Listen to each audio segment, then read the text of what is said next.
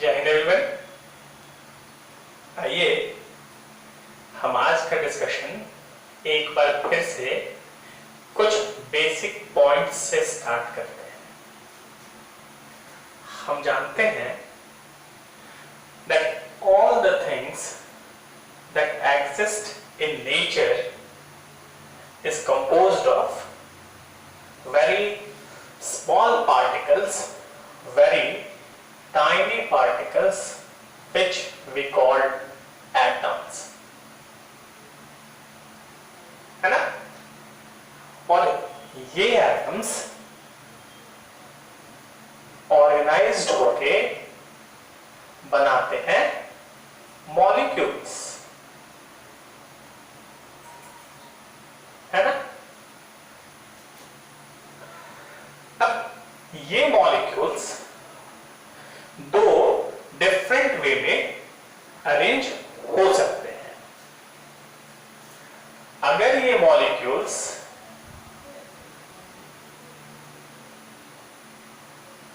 Organised होते हैं simple way में,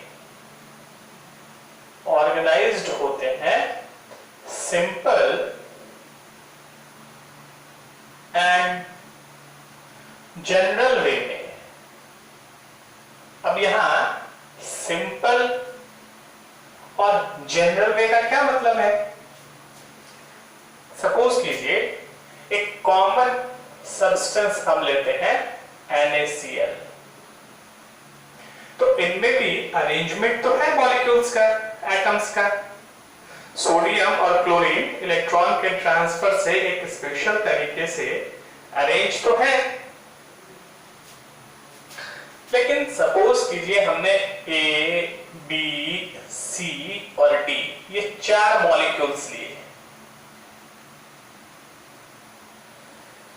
जो प्रॉपर्टी A शो करेगा, the same property will be shown by B, C and D, है ना। यानी कि A, B, C और D इन सारे मॉलिक्यूल्स का जो केमिकल बिहेवियर है वो सेम रहेगा। इसलिए हम कहते हैं कि मॉलिक्यूल्स सिंपल और जनरल वे में अगर ऑर्गेनाइज हो तब इस तरह के जो सब्सटेंस फॉर्म करते हैं they simply call them non living substances, है ना। अच्छा, अब यही मॉलिक्यूल्स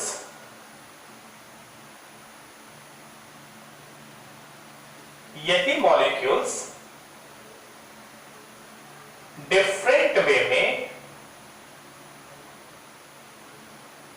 है ना, एक यूनिक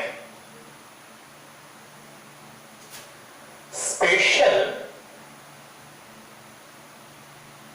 और कॉम्प्लिकेटेड वे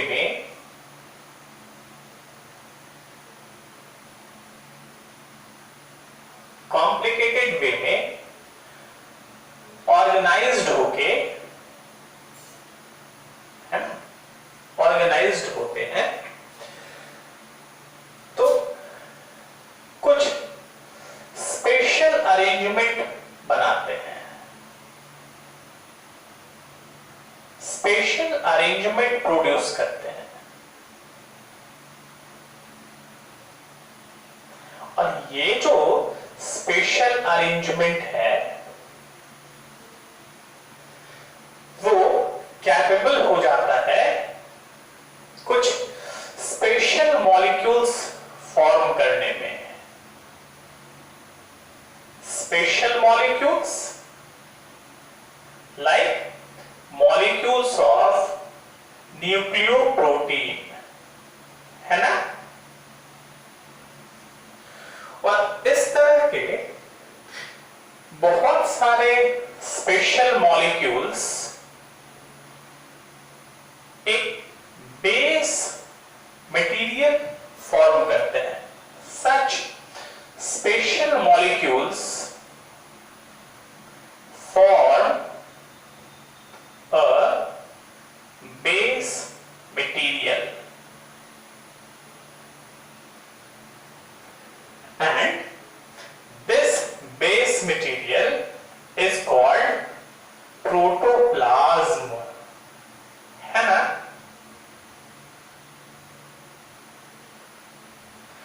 और ये जो प्रोटोप्लाज्म है अकेला नहीं, जिन मॉलिक्यूल्स के साथ ये कॉन्स्टिट्यूट हुआ है अलोंग विथ इट्स कंपोनेंट, है ना, ये जो प्रोटोप्लाज्म है वो तब कैपेबल हो जाता है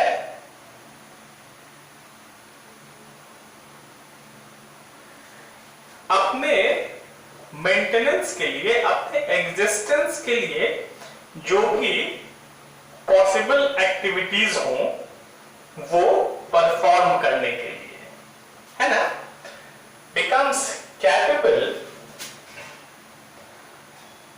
टू परफॉर्म एसेंशियल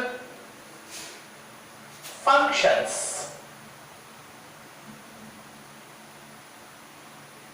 है ना। और तब ऐसे किसी अरेंजमेंट को, कैसे किसी अरेंजमेंट को जो पॉसिबल हो जाए अपने लिए सारे एसेंशियल फंक्शंस परफॉर्म करने में, then such a complicated organized system we call it life, is called life।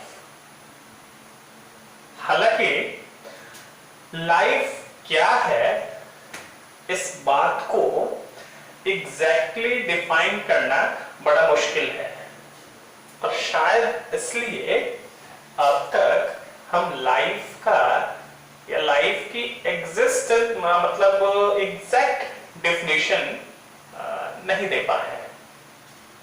लेकिन फिर भी अपने समझने के लिए हम कह सकते हैं या समझ सकते हैं कि मॉलिक्यूल्स का एक ऐसा डिफरेंट, यूनिक, स्पेशल और कॉम्प्लिकेटेड अरेंजमेंट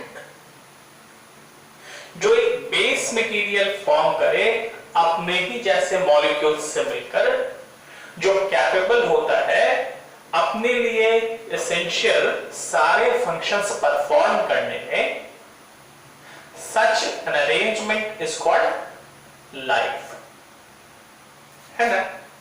हालांकि हम ये जानते हैं क्या कि इस तरह से जो ये बना है प्रोटोप्लाज्म, और जब ये इस तरह से ये फंक्शनल हो जाता है ना, ये स्मॉलेस्ट यूनिट तो है ही, और जब ये फंक्शनल भी हो जाता है तो such structurally and functionally simplest unit is called cell। फिर हमने पढ़ा है कि बहुत सारे ऐसे सेल्स जिनका फंक्शन सिमिलर है, ये आपस में मिलके टिश्यू कॉन्स्टिट्यूट करते हैं, है ना। फिर बहुत सारे सिमिलर टिश्यूज मतलब जिनका फंक्शन सिमिलर है ना, वो एक साथ मिलकर कॉन्स्टिट्यूट करते हैं ऑर्गन। और फिर बहुत सारे ऑर्गन्स, बहुत सारे मतलब बहुत सारे ऑर्गन्स जो ऑर्गेनाइज्ड होते हैं एक कॉमन फंक्शन परफॉर्म करने के लिए।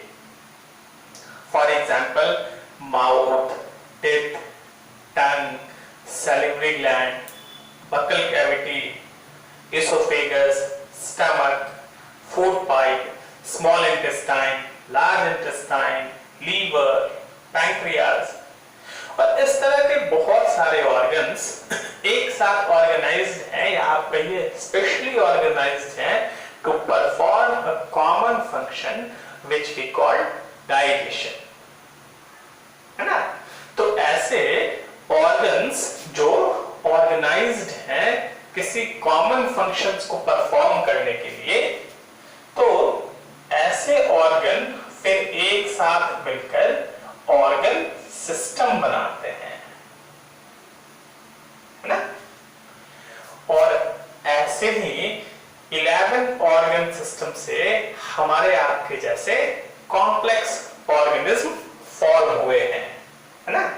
यानी ये ऑर्गन सिस्टम्स फिर मिला के कॉन्स्टिट्यूट करते हैं पूरा का पूरा ऑर्गेनिज्म,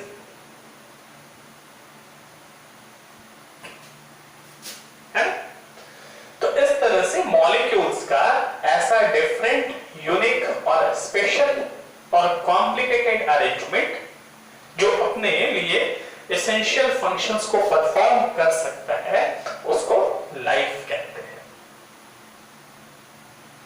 अब जब लाइफ है तो हम जानते हैं कि जिनमें भी लाइफ है ना, यानी मॉलिक्यूल्स जब इस तरह से अरेंज हो जाते हैं तब वो फॉर्म करते हैं लिविंग मटेरियल्स, यानी living beings. And we know that the study of life और the study of living beings is simply regarded as biology. That's why biology is also called life science, because this branch of science deals with the study of life, है ना। अच्छा, तो सारे living being को survive करने के लिए, अपने एग्जिस्टेंस को मेंटेन रखने के लिए, अपने एग्जिस्टेंस को कंटिन्यू करने के लिए कुछ बेसिक एक्टिविटीज परफॉर्म करने होते हैं, है ना। And all those basic activities which are essential for survival of life, all those basic activities which are essential for survival, for existence, for maintenance of life, है ना। तो all those basic activities are collectively called life processes. In this way, life processes are those basic activities which are essential for survival, for existence and for maintenance of life. ठीक है, इस तरह से ये एक इंपॉर्टेंट पॉइंट हमने discuss किया, that what do we mean by the term life processes. Now since life processes are some basic activities essential for survival, existence and maintenance of life, तो हम जानते हैं that for doing different activities we all need energy, है ना। For doing different activities we all need energy। और बताइए, और energy के लिए हमें वो सब्सटेंस चाहिए होगा जो एनर्जी प्रोवाइड कराए, है ना। और वो सब्सटेंस कौन सा? वो सब्सटेंस जो एनर्जी प्रोवाइड कराए लिविंग बीइंग को। Yes, that substances are collectively called, बताइए, हाँ, food. In this way, the substance or the substances which provide energy to a living being is called food. और food में होते हैं वो सारे सब्सटेंस जो हमें एनर्जी प्रोवाइड करते हैं और जो हमारे एग्जिस्टेंस के लिए, हमारे मेंटेनेंस के लिए एनर्जी के अलावा भी जो चीजें रिक्वायर्ड होती हैं वो सारी चीजें प्रोवाइड करते हैं। इस तरह से फूड के उन कंपोनेंट्स को वी कॉल, बताइए, न्यूट्रिएंट्स, है ना। ये न्यूट्रिएंट्स जो है वो कंपोनेंट्स हैं फूड के। न्यूट्रिएंट्स जो है वो कंपोनेंट हैं फूड के जो प्रोवाइड करते हैं एनर्जी और बाकी सारे एसेंशियल सब्सटेंसेस जो हमारे सर्वाइवल, एग्जिस्टेंस और मेंटेनेंस के लिए रिस्पॉन्सिबल होते हैं वो भी प्रोवाइड करते हैं। आप जानते हैं कि इस तरह के न्यूट्रिएंट्स मेनली तो 5 हैं। कार्बोहाइड्रेट्स, है ना सुधांशु, है ना, और बताइए, हाँ ठीक बोल रहे हैं आप। फैट्स, यस, प्रोटीन्स, यस, हाँ, vitamins, yes, and minerals, yes. तो these are 5 nutrients, means these are 5 components of food which provides us energy as well as all the essential substances which are required for our existence, for our survival and for maintenance of our life. हाँ, आप ठीक कह रहे हैं। इसके अलावा ये nutrient तो नहीं है लेकिन फिर भी बहुत सारे एसेंशियल सब्सटेंस को डिसॉल्व फॉर्म में हमारी बॉडी के डिफरेंट पार्ट्स और कंसर्निंग सेल्स तक पहुंचाने के लिए एक और चीज एसेंशियल है। तो व्हाट एसेंशियल है, इसको आप न्यूट्रिएंट्स नहीं कह सकते। और इसके अलावा आप सही कह रहे हैं, एक और चीज है विच वी कॉल रफेज। ये रफेज जो है वो न्यूट्रिएंट प्रोवाइड नहीं करता है ना, लेकिन फिर भी ये हमारे सिस्टम के लिए एसेंशियल है ना। ये रफेज, और they are also called fibres. अब देखिए फूड की चर्चा क्यों आई थी, because for doing different activities we all need some substances that provide energy and such substances are called food. तो इस फूड को कैसे मैनेज करना है, इसी के बेस पर जो 4 एक्टिविटीज हैं, जो बेसिक एक्टिविटीज हैं, जो लाइफ प्रोसेसेस हैं, वो कैटेगराइज किए गए हैं।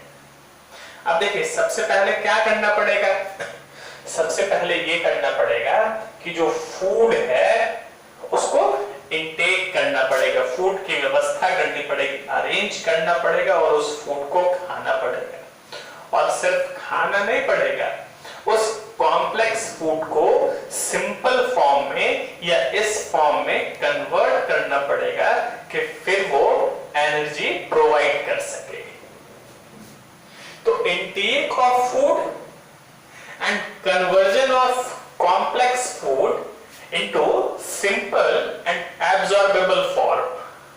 Yes, the first basic activities is designed for this this is called nutrition.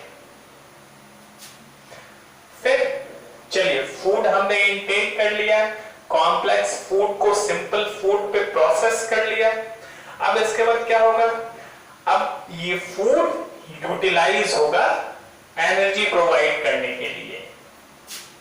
तो उस फूड से एनर्जी प्रोवाइड करने का जो प्रोसेस है, so the second activity, basic activities और लाइफ प्रोसेस इज रेस्पिरेशन।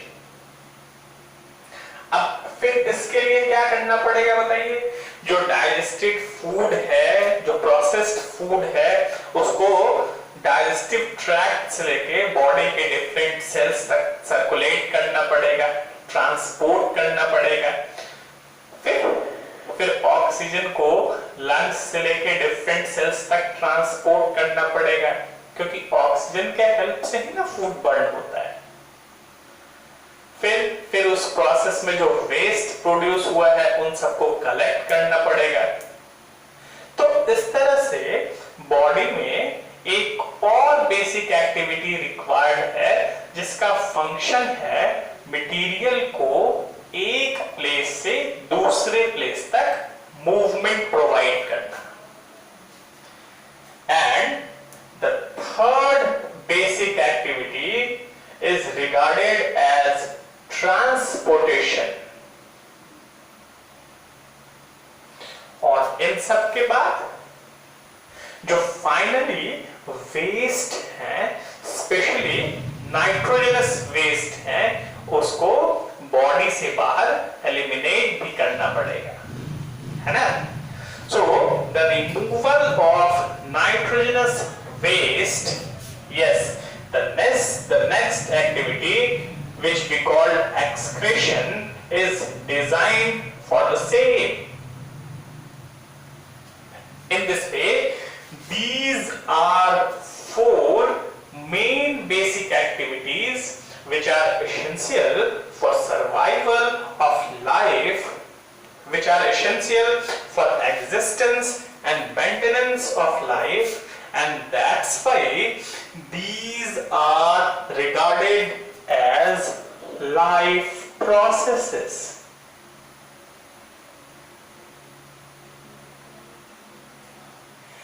अब देखिए, हमने ये जाना है ना कि these activities are essential for survival, existence and maintenance of life.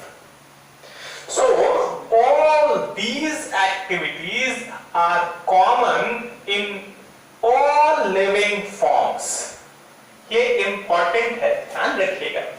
In common in all living forms, whether they are unicellular like amoeba, like paramecium, or they are multicellular। इस बात से कोई फर्क नहीं पड़ता कि लिविंग फॉर्म यूनिसेल्युलर है या मल्टीसेल्युलर है, because these basic activities are essential for survival, for existence and maintenance of life. So these occur in all those in which life exists. हाँ, ये हो सकता है कि सारे लिविंग बीइंग्स में सबका मूड डिफरेंट हो सकता है ना। फॉर एग्जाम्पल, हमें ऑक्सीजन चाहिए, तो हम जो एटमॉस्फेयर में ऑक्सीजन प्रेजेंट है उसको यूज करते हैं। तो हमारी बॉडी में उस ऑक्सीजन को यूटिलाइज करने का सिस्टम बना हुआ है ना। वी ब्रीथ थ्रू लंग्स, और जो एक्वेटिक ऑर्गेनिजम्स हैं उनको वाटर में डिसॉल्व जो ऑक्सीजन है उसको कंज्यूम करना है, तो उनकी बॉडी में उस बात के लिए स्पेशलाइज्ड सिस्टम है। और जो अमीबा है यूनिसेल्युलर, वो एकदम सिंपल स्ट्रक्चर है, तो उसकी बॉडी में किसी फंक्शन को परफॉर्म करने के लिए कोई स्पेशलाइज्ड ऑर्गन नहीं है। लेकिन ये ध्यान रखिए कि ये बेसिक एक्टिविटीज होते सभी में है, जिनमें भी लाइफ एग्जिस्ट करता है, फिर चाहे वो यूनिसेल्युलर हो या मल्टी सेल्युलर, ये है कि सब में मोड सबका डिफरेंट हो सकता है। अब हम बारी बारी से एक एक करके इन 4 एक्टिविटीज को डिस्कस करेंगे। तो नेक्स्ट क्लास में हम फर्स्ट लाइफ प्रोसेस यानी न्यूट्रिशन से स्टार्ट करेंगे।